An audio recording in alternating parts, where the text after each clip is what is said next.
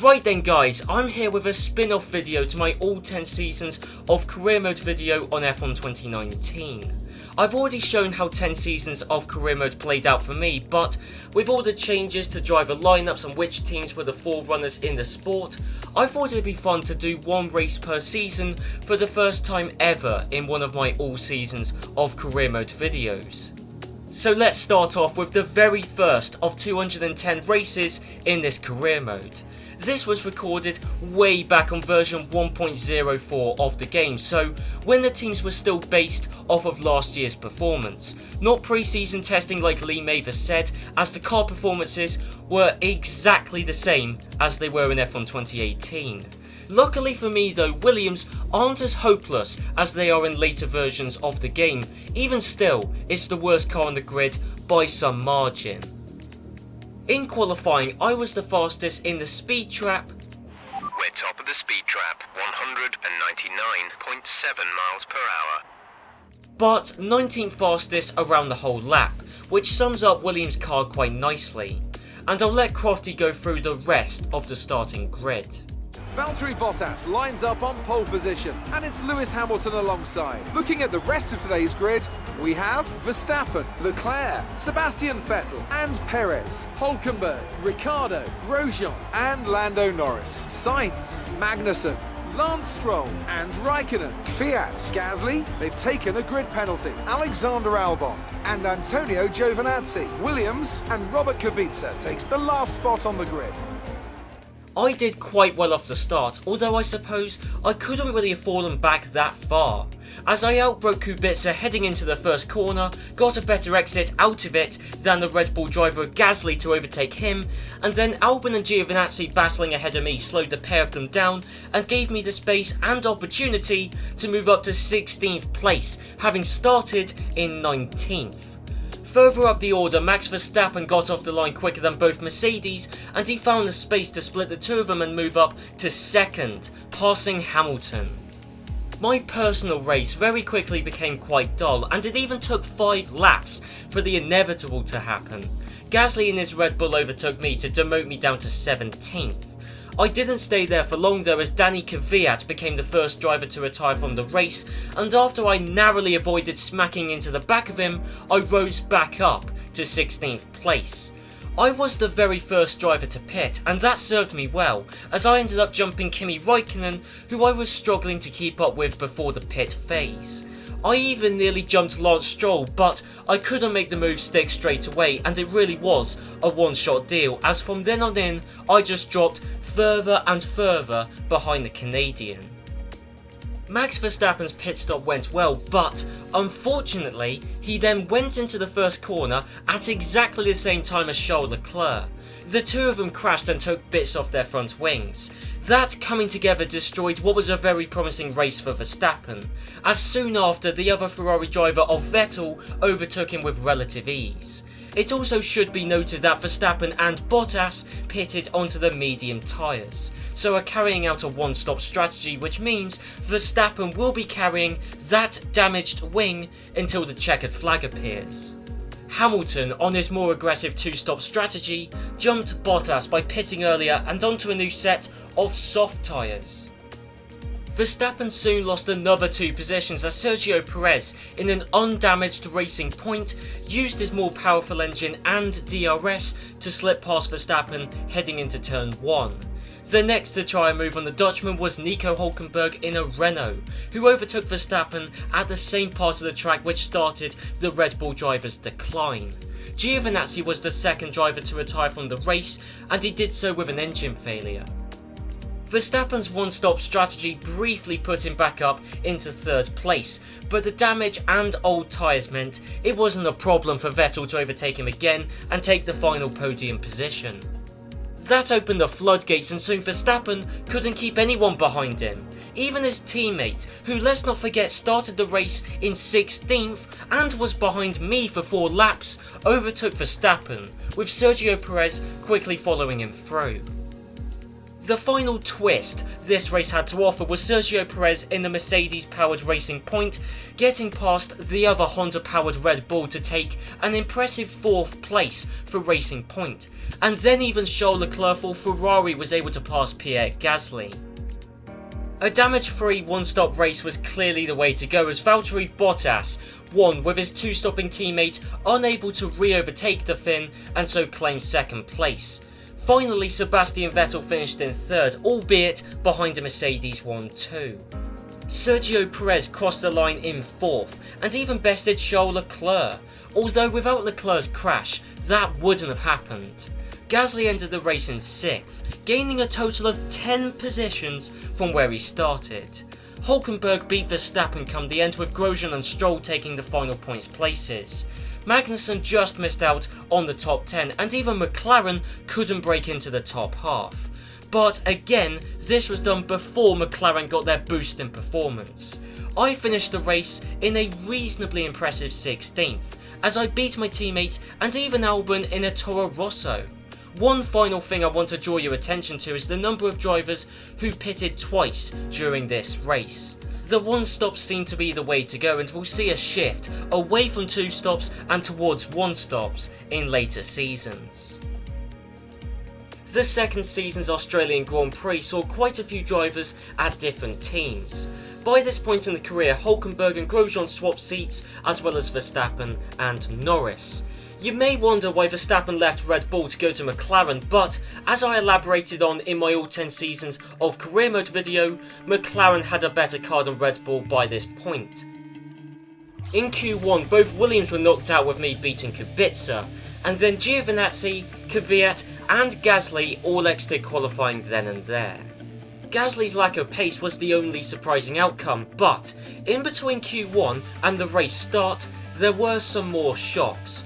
Ferrari and Mercedes locking out the front 2 rows is fair enough, but then Gasly's teammate Norris started in 5th, and both McLaren drivers qualified in 10th and 12th, despite having the 3rd best car in F1 and better than Red Bull's. That's because this was recorded back when, if you were knocked out of qualifying early, then the game would fill in the remaining grid slots, on the assumption the pecking order was the same as it started out. So it didn't matter that McLaren improved, the game still assumed they were firmly in the midfield and so made sure their drivers started the race from the centre of the pack. Vettel had a marginally better start than Bottas, which meant Bottas couldn't block the Ferrari driver, so Vettel just broke later, took the inside line into the first corner and the lead of the race. Leclerc was able to pull off a similar move on Hamilton, except he made the overtake stick on the exit of the 3rd corner. It's also clear that, as the performance graph suggests, Ferrari do have the best car in Formula 1. That was confirmed when Leclerc overtook Bottas to make it a Ferrari 1-2 and a Mercedes 3-4. Kimi Raikkonen was the first driver to retire from the race, and it was due to a simple and dramaless mechanical failure. In the final moments of the race, the all-French partnership of Grosjean and Renault still couldn't click as he retired from the race on the second to last lap. A rather lacklustre race ended with Sebastian Vettel taking the checkered flag, but not leading a Ferrari 1-2. Lewis Hamilton finished in 2nd and Bottas 3rd due to Leclerc pitting twice, whilst almost everyone else pitted once. Last year it was established the one-stop was the way to go, yet Leclerc dropped to 4th just by pitting one more time than both Mercedes drivers. It's a strange decision given that the only other drivers to pit twice were both Williams and Renault drivers. In the past year, most teams have had a chance to fit upgrades, including ones that lower your tyre wear. I know for a fact Williams haven't got any of those upgrades because we haven't got any upgrades at all. And seemingly Renault haven't bothered bettering their tyre life, with damaging consequences as Ricciardo started from 9th but finished in 12th. All of that though still doesn't explain why Leclerc pitted a second time. Lando Norris started and ended the race in 5th due to the qualifying glitch that worked out in his favour, and both McLarens were able to recover from it and finished in 8th and 9th, with Verstappen beating Sainz despite starting behind him. Finally, it is worth noting that Hülkenberg in the Haas finished in 6th and his teammate in 10th. but that's nothing compared to the gulf between the Racing Point drivers, as Perez finished in 7th and scored 6 points, while Stroll finished in 16th and only beat the Williams drivers. The third season is where the career came alive, and at the start of the season Toro Rosso had the quickest car, Haas the next best and McLaren the third best car, and all three teams are way above now 4th place Mercedes and midfielders Ferrari. I'd also started fitting some upgrades by this point, and all of them were in the aero and chassis departments. Toro Rosso had a good enough car to attract both Hamilton and Vettel to join them, meaning the former championship rivals are now teammates. Bottas went to the next best team, which was Haas, and Albon took Vettel's old seat at Toro Rosso, with Kvyat and Magnussen filling the 2 vacancies at Mercedes. In Q1 the Toro Rosso drivers were the quickest, the 2 Haas drivers the next best, and then the 2 McLarens. However, since I was predictably eliminated in that session, that meant the lineup for the race bore no reference to the actual order of performance. We saw this in the previous race with McLaren, but here it was much more noticeable, and in fact, I haven't run a full qualifying session on this game since. Even though I'm fairly certain Cody's have fixed the glitch by this point, even though none of the patch notes mention it. Anyway, the game blindly assumed Ferrari and Mercedes were still the top dogs, and so Leclerc got pole with Kvyat 2nd, Albon 3rd and Magnussen 4th. Haas got their drivers in 8th and 9th, Toro Rosso only 11th and 14th, despite having the best car and 2 of the best drivers around, and McLaren did even worse, only being given 13th and 15th. So many drivers started so far out of position that I couldn't possibly commentate through every single overtake, but let me try and summarise what happened during the opening laps as succinctly as possible. Hülkenberg was an unstoppable force as he got past Perez with ease, and soon after that both Red Bulls and then the former frontrunners who, through history alone, were still running at the front. It didn't take long for Hülkenberg in a Haas to move up from his starting position of 8th all the way to the very front and into the race lead. He wasn't the only Haas driver on the move, as Bottas, who started 1 place behind his teammate, wasn't as rapid in making up places, but even still, before the pit stops, he moved up to 5th place. He wasn't alone though, as he just couldn't shake Vettel. After a couple of failed overtaking moves by the Toro Rosso driver, Vettel settled in behind Bottas, and the pair of them carved their way through the field. Vettel looked out in the pit phase though, as he came in at the same time as Bottas, but the German exited the pits ahead of Bottas, purely through a sub-optimal stop from Haas. After the pit stops took place, Hülkenberg was leading with Kvyat 2nd, Vettel 3rd and Sainz slipped past Bottas and into 4th, just by pitting earlier. That puts Magnussen in 6th, with both Ferraris in 7th and 8th, and still ahead of Verstappen in a McLaren. It didn't take long for Vettel to overtake Kvyat for 2nd and further restore the damage done by the game during the simulated Q2 and Q3 sessions. That said, his teammate Hamilton was still in the doldrums, but did overtake both Red Bull cars to finally break into the top 10. Danny Kvyat soon lost a few more places as Carlos Sainz overtook the Mercedes man after a long and drawn out battle which took place directly in front of Bottas. Once Sainz made the move stick, Bottas just blitzed past Kvyat with much less hassle. The difference in ease in which they overtook Kvyat was a surefire sign that Bottas was the quicker driver, and sure enough, he retook the place he only lost through Sainz's clever undercut strategy.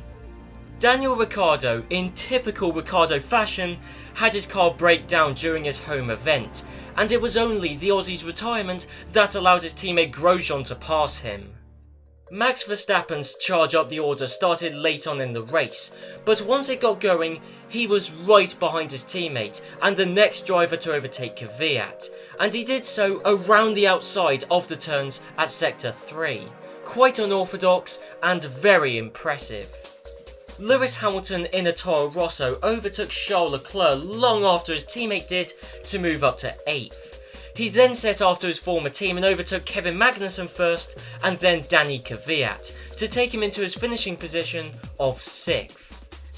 Nico Hülkenberg for Haas won the Grand Prix, but by only 3 seconds over Sebastian Vettel. Hulkenberg took the lead fairly early into the race, and whilst he was out in front, Vettel still had traffic to clear, including Hulkenberg's teammate. Speaking of which, Bottas crossed the line in 3rd, with both McLarens in 4th and 5th, and then Lewis Hamilton in 6th. Vettel set the fastest lap, and all 3 of the teams who had the quickest cars, despite being shafted by the old qualifying glitch, still took the top 6 positions. Magnussen somehow beat Kvyat come the end, and both Mercedes finished in 7th and 8th, with Leclerc starting on pole and in a Ferrari, yet he only finished in 9th, and Lando Norris scored the final point. Leclerc finally completed a one-stop Australian Grand Prix, but Ferrari still haven't got the idea that 2 stops don't work, since that's what Albon did and finished in 13th. That's a drop of 10 places from where he started, and he's in a Ferrari. In between the 3rd and 4th season's Grand Prix, a lot changed. Firstly, Hulkenberg and Sainz swapped seats midway through the 3rd season, and then for the 4th season, Vettel and Albon swapped back to their original teams. I'm no psychologist, but I reckon Vettel's move back to Ferrari was because Hamilton crushed him over the course of the season as a whole, even if Vettel was the quicker driver around Melbourne. To be fair, Vettel joined a Ferrari team that was back on top and ahead of everyone else, but plainly they spent more time improving their current car than preparing for the rule changes coming in for the following season. McLaren lost by far the least ground, except for Williams, who actually improved in the off-season, but McLaren now have the best car in F1. Williams have now gained enough ground to be almost on a par to Alfa Romeo, and that showed in qualifying as Kubica beat Giovinazzi and I beat the pair of them for a record 18th place qualifying performance. Also, this was a short single session qualifying to prevent the qualifying glitch that took place in the 2 previous seasons. I'll let Crofty talk through how the rest of the grid lined up. Great work from Nico Hulkenberg yesterday sees him start on pole, and Valtteri Bottas will line up alongside. As we continue through the rest of the grid today, we have Verstappen, Hamilton, Sebastian Vettel and Albon, Leclerc, Magnussen, Sainz and Daniel Kvyat, Ricciardo, Perez, Pierre Gasly and Grosjean, Stroll, Norris, Kimi Raikkonen and Williams, Kubica and Antonio Giovinazzi starts from the back of the grid. Now it's almost time to lights out, so let's go down to the track. Luckily for me, it started off wet and raining, so everyone was on the intermediates. This was back on version 1.04, so when the AI was slow in the wet, and when I saw the rain as an opportunity. As such, it didn't take me long, less than a lap, to turn my 18th place into 14th.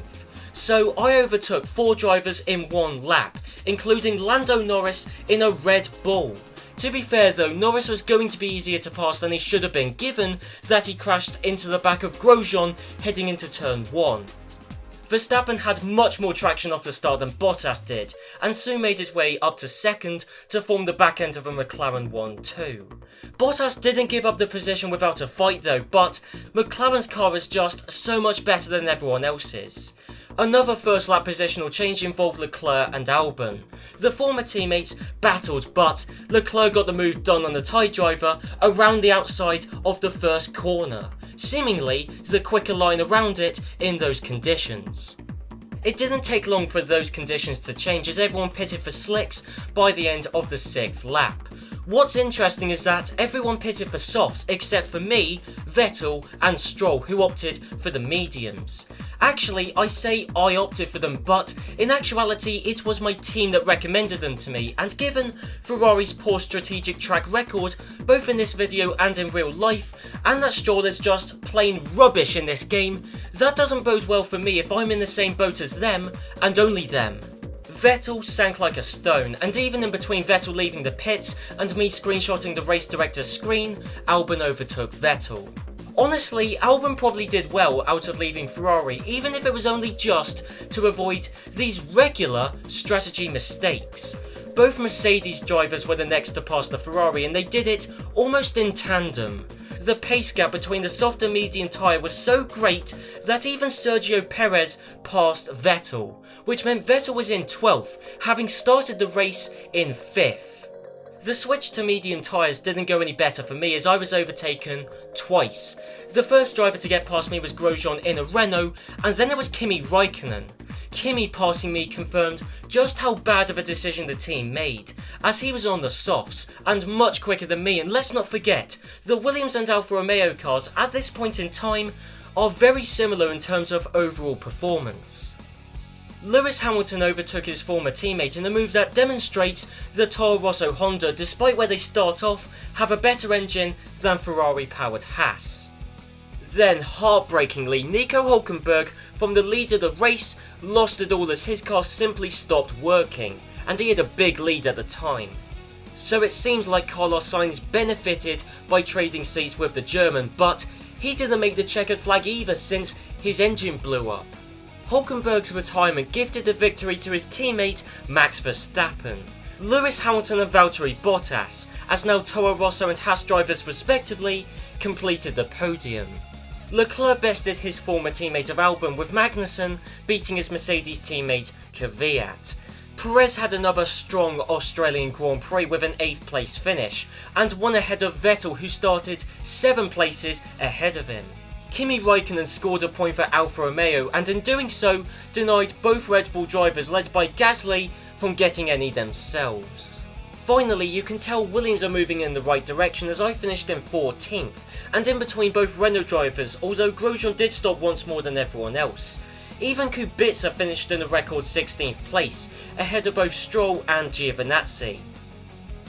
For the 5th and final Australian Grand Prix in this video, Hamilton left Toro Rosso to go back to Mercedes, and then just a few months later Albon joined him there. Kimi Raikkonen went to Renault, with Grosjean joining Giovinazzi at Alfa Romeo. Finally, Danny Kvyat went back to Toro Rosso. The powertrain rule change saw all of the other teams fall back, whilst Williams gained ground on them and had a quicker card on Racing Point, Alfa Romeo, Red Bull and Renault.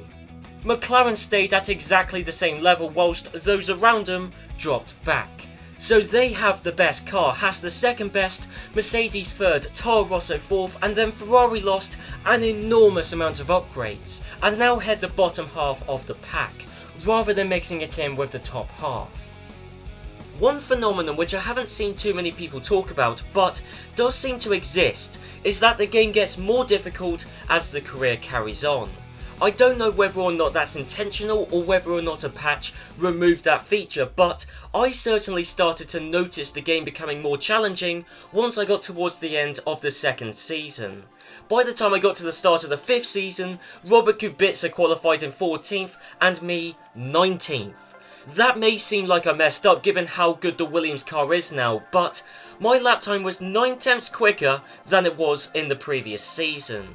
I improved, it's just that everyone else improved more than me, and the difficulty level for every single race was at 102 and no patches had been installed up to this point. Anyway, I'll let Crofty go through the starting grid for this race. Valtteri Bottas lines up on pole position and Max Verstappen lines up alongside. Looking down the rest of the grid, we have Hamilton, Hülkenberg, Carlos Sainz and Albon, Leclerc, Perez, Vettel and Kimi Raikkonen, Kvyat, Stroll, Daniel Ricciardo and Kubica, Gasly, Grosjean, Lando Norris and Williams, Magnussen and Antonio Giovinazzi starts from the back of the grid. Now it's almost time to lights out, so let's go down to the track. My qualifying position is fairly irrelevant, since I dropped back to 20th before I'd even got into 4th gear. However, I did soon recover and make up some places to go back into 18th, except with Lando Norris behind me as Magnussen overtook me, him and his teammate Pierre Gasly. I could go into the details of exactly what happened and who came out on top in that melee, but that doesn't even matter given that I promptly overtook my second Red Bull, and then seconds after that, Kevin Magnussen retired from the race due to a car issue. At exactly the same time as he pulled off the track, Sergio Perez was in the process of doing so himself, as he retired just further down the road in a totally unrelated incident. Up at the front, Lewis Hamilton lost 3rd place almost immediately to Nico Hülkenberg, after being hung out to dry on the outside of turn 1 by both drivers at his former team. Verstappen is still ahead of his teammate, but only just, and the scrappy first sector in which Hülkenberg tried repeatedly to pass him meant Bottas sailed off into a clear lead. It took a few laps, but Hülkenberg, the quicker McLaren driver, overtook his teammate to lead the charge on Bottas. Verstappen then lost another position, this time to Hamilton, who undercut him in the pits. Hamilton couldn't rely on a well-timed pit stop to get past Hülkenberg, but he just needed DRS and a long enough straight to get past the McLaren driver and into second. Bottas's Haas then developed a fault, not severe enough for him to retire, but important enough to significantly slow his pace. He had a fairly healthy lead, but that was soon cut down and his car was in such a bad way that both Hamilton and Hülkenberg overtook him down the main straight at the same time. Verstappen was able to make a move stick around the outside of the third to last corner and move back up into the podium places. However, Bottas rear-ended Verstappen after the move was made, so now Bottas has an invisible mechanical or electrical fault as well as visible aerodynamic damage. That only sped up Bottas's fall down the order and Sainz was let through by his teammate so he could lead the charge up towards Verstappen. In fact, Sainz overtook the Dutchman at the same fast right to left chicane to put Haas back into the top three. Bottas was promptly overtaken by Vettel and Albon at the same time and his pace was so slow that he couldn't keep anyone back, to the point where he even fell outside of the top 10, as even Kvyat in the Toro Rosso overtook him to put him down to 11th. Not long after Bottas's car issue was seemingly fixed, Albon got one of his own. He already had minor wing damage when he overtook Bottas and he was hot on the heels of Vettel. Next thing I know, he's dropping down the field like a stone and he had it worse than Bottas did, as the Finn overtook him and so did my teammate Kubica. So Bottas ended the race in 10th and Kubica in an astounding 11th, which I'll get back to later on. Lewis Hamilton won the 5th Australian Grand Prix, but only beat Hülkenberg by 0.7 of a second. Carlos Sainz finished in 3rd by having a clean and quiet race, compared to Verstappen's action-packed 29 laps, and Bottas, who should have comfortably won but got so unlucky that the fact he scored a point is actually lucky. Kubica ended in 11th, with Albon down in 14th and me in 17th, and only one ahead of both Alphas, one of which I overtook on the final lap. The simple explanation is that the team told me to pit twice, and like a fool I went along with it. That's only because I knew I wasn't going to score a point anyway, and I assumed Kubica would also pit twice, but he didn't. Even if I pitted once, I wouldn't have got the better of my teammate, as he was exceptional in this race. And that's everything there is to know about the first 5 Australian Grand Prix I experienced in my career, and in the next video I'll go over the final 5. The next batch of season openers are well worth watching, and I'll give you a sneak peek from one of them which should give you a taster of what to expect. Anyway, if you guys enjoyed watching this video then be sure to leave a like, comment down below, and I'll see you guys in the next episode.